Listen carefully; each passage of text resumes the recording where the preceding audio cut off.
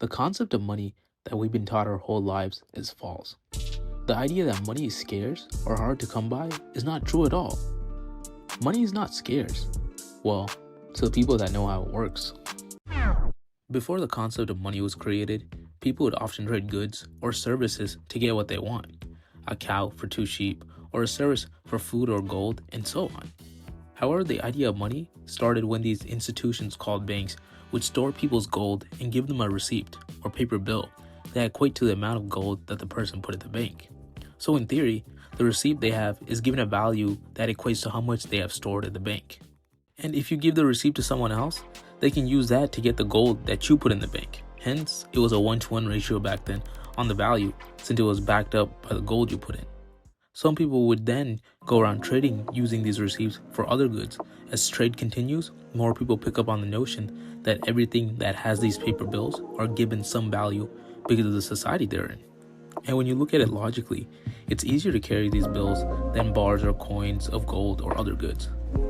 And everyone in that society starts putting their stuff in the banks, giving the banks more power and allowing them to print this receipt to give to everyone.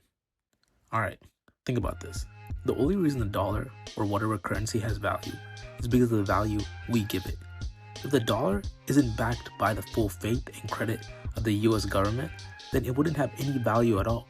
But this also highlights the idea that money can be printed indefinitely, as long as it's backed up by something.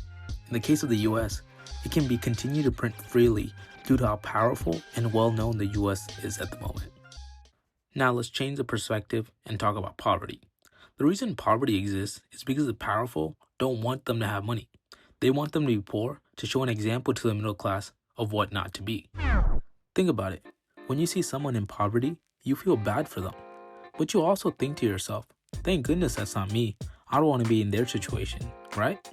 That illusion, that thought process is what makes us work our asses off for money, or for the opportunity to not be poor.